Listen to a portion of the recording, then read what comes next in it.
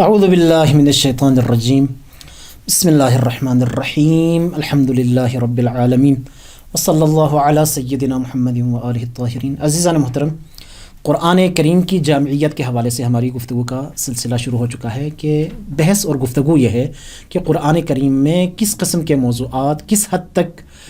تفصیلات، کس حد تک گفتگو ہوئی ہے، ڈیٹیلز کس حد تک بیان ہوئی ہے،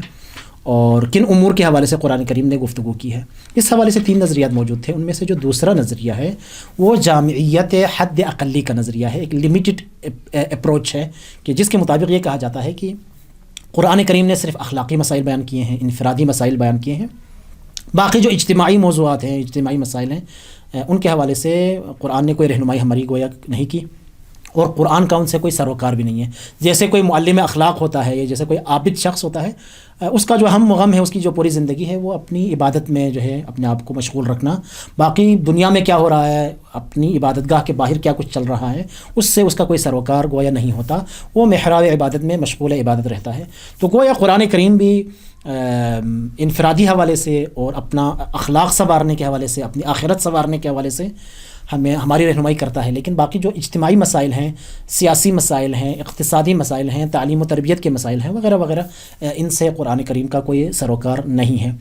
ان کے مطابق تمام انبیاء کا جو ہدف تھا وہ زندگی کو معنی دینا تھا، اور زندگی کو جو معنی دیا جاتا ہے وہ اخلاق کے ذریعے سے دیا جاتا ہے، اور جو اخلاقی حوالے سے قرآن کریم نے گفتگو کی ہے۔ لیکن باقی جو اجتماعی موضوعات ہیں ان کو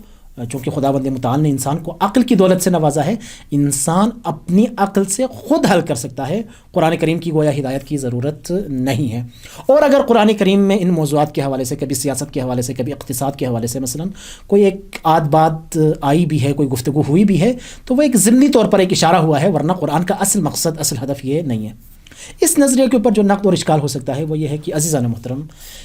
ہم جانتے ہیں اسلام اور قرآن کی طرف یہ جو نگاہ ہے، در حقیقت اس کا مسئلہ یہ ہے کہ قرآن کی طرف یہ جو نگاہ ہے ایک خاص نقطہ نگاہ، خاص نظریہ ہے۔ مغرب میں یقیناً آپ جانتے ہوں گے کہ ایک تحریک چلی تھی رینیسانس کی، نشأت ثانیہ جس کو اردو میں کہا جاتا ہے، کہ اس کے بعد دین اور سیاست کی جدائی کا ایک نعرہ بلند ہوا تھا۔ دین کو تمام تر جو اجتماعی معاملات ہیں ان سے کاٹ دیا گیا تھا، الگ کیا گیا تھا، دین کو چرچ کے اندر اور ویٹیکن سٹی کے اندر محصور کر دیا گیا تھا۔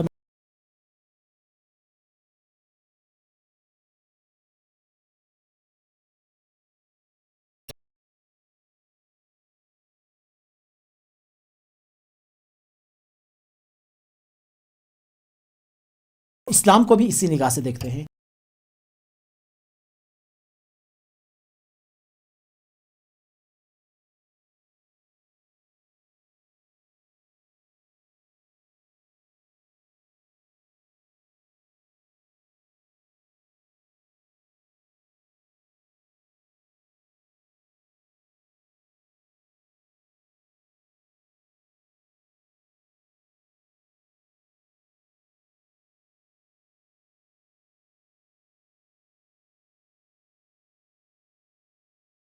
کا حکم ہے، نہی از منکر کا حکم ہے، تولی اور تبری کا حکم ہے، اور اس طرح کے کتنے ہی احکامات ایسے ہیں جن کا تعلق انسان کی جو سوشل لائف ہے، اجتماعی زندگی ہے، ان سے ہیں۔ ان تمام تعلیمات سے پتہ چلتا ہے کہ اسلام ایک اجتماعی دین ہے، اور اجتماعی سوچ تمام تر احکام کے اوپر حاکم ہے۔ مثلا خود نماز کے اندر جو نماز جماعت کے احکام ہیں، جمعہ کے احکام ہیں، روزہ کے احکام ہیں، خود روزہ میں اجتماعیت کتنا زیادہ موجود ہے۔ اسی طرح سے جو ہے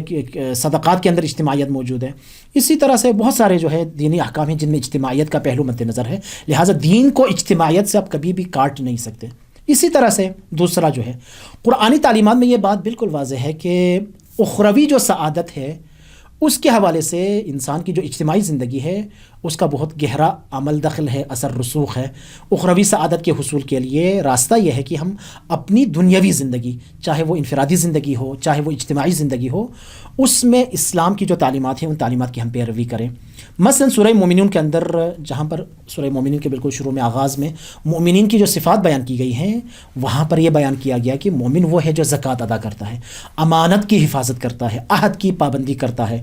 اور اس طرح کے کتنے ہی اصول جو ہے اور قواعد بیان کیے گئے، صفات بیان کی گئی ہیں مومن کے حوالے سے، کہ یہاں سے یہ پتہ چلتا ہے کہ یہ جو اجتماعی معاملات ہیں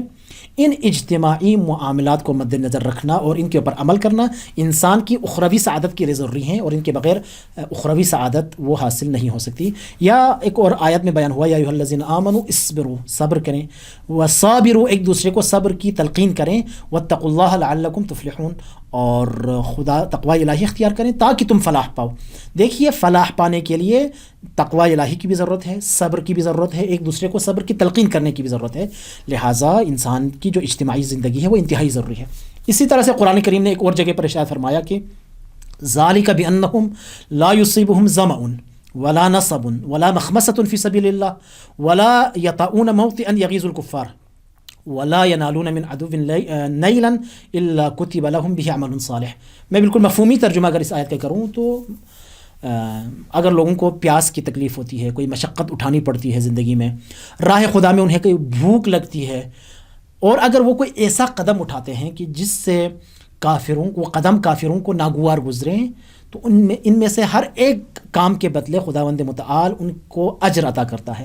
لہٰذا اگر کوئی ایسا قدم اٹھائے جس سے کفار کو برا لگتا ہو یہ قدم، تو واضح سی بات ہے ان سب کا تعلق انسان کی اجتماعی زندگی سے ہے۔ تیسری دلیل، بہت ساری آیات جو یہ کہتی ہیں کہ انسان کا ہر عمل، چاہے وہ جتنا چھوٹا عمل ہو، جتنا بڑا عمل ہو، وہ اس عمل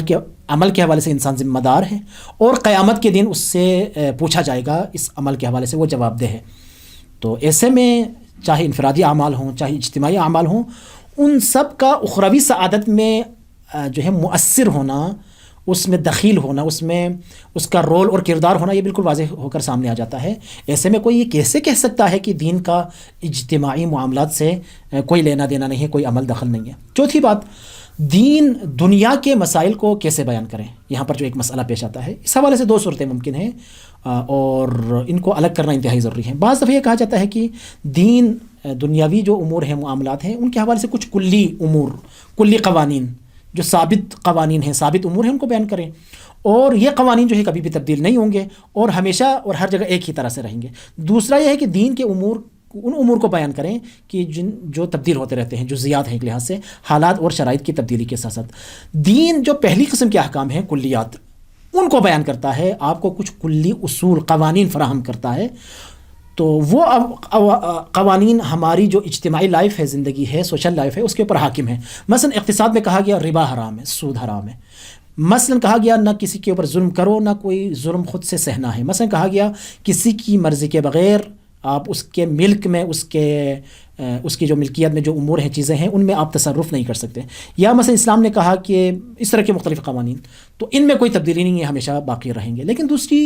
قسم کے قوانین وہ ہیں، جزیات ہیں، ڈیٹیلز ہیں، جو تبدیل ہوتے رہتے ہیں۔ جو معاشرے کے امور چلانے والے لوگ ہیں، وہ حالات اور شرائط کو دیکھتے ہوئے ان میں جو ہے وہ فیصلہ لے سکتے ہیں۔ بطور مثال، حکومت نے اسلام کے حوالے سے یہ کہا کہ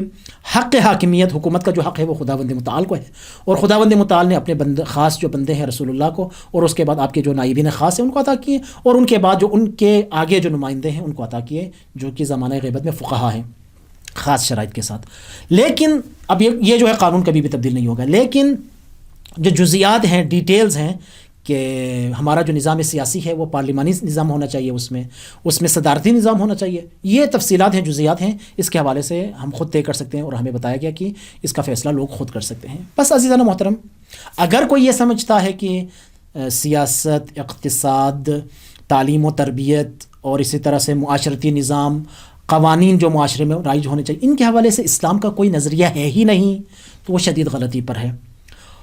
البتہ یہ بات اہم ہے، وہ قوانین جو تبدیل ہوتے رہتے ہیں، ہم نے کہا کہ ان میں تبدیلی کی گنجائش موجود ہے، لیکن وہاں پر بھی تبدیلی جب ہوگی، ان قوانین میں کوئی چینجنگ آئے گی، تو وہ جو اصول و ضوابط جو اسلام کے موجود ہیں، جو حاکم ہیں سب کے اوپر، ان کے انڈر، ان کے زیر اثر، ان کے زیر نگرانی یہ تبدیلیاں آئیں گی۔ خود خواہ اور اپنی مرضی سے جس طرح سے چاہیں ہم ان میں تبدیلی کریں، ایسا پاسبل نہیں ہے۔ لہٰذا اسلام نے کچھ کلی اصول اور ضوابط طے کیے ہیں تمام جو اجتماعی معاملات ہیں ان کے حوالے سے، اور انہی کے زیر سایہ باقی جو جزیات ہیں، ڈیٹیلز ہیں، وہ ہمیں طے کرنے کا کہا ہے۔ بس دوسرا نظریہ جو یہ کہتا تھا کہ دین اور قرآن کا کام صرف اخلاقی امور اور انفرادی جو مسائل ہیں ان کے حوالے سے رہنمائی فراہم کرنا ہے، جبکہ دین اور قرآن کا اجتماعی معاملات سے کوئی تعلق نہیں ہے۔ مذکورہ دلائل کے بعد یہ نظریہ غلط ثابت ہو جاتا ہے۔ یہاں تک دو نظریوں کو ہم نے اپنے حساب سے غلط ثابت کیا کہ ایک وہ نظریہ جو ایکسٹریم تھا، جو یہ کہتا تھا کہ ہر چیز کی تفصیل قرآن کے اندر موجود ہے، ذکر قرآن کے اندر موجود ہے، نہ وہ نظریہ درست ہے، اور نہ یہ نظریہ درست ہے کہ قرآن کا اور دین کا اجتماعی معاملات سے کوئی لینا دینا ہی نہیں ہے۔ ان دونوں کے درمیان ایک تیسرا متوسط درمیانی نظریہ موجود ہے، جسے استاد مصباح اور اکثر ہمارے علماء درست نظریہ مانتے ہیں۔ اس نظریے کو انشاءاللہ ہم اگلے لیکچر میں دلائل کے ساتھ آپ کی خدمت میں پیش کریں گے۔ وصلی اللہ علی سیدنا محمد و آلہ الطاہرین۔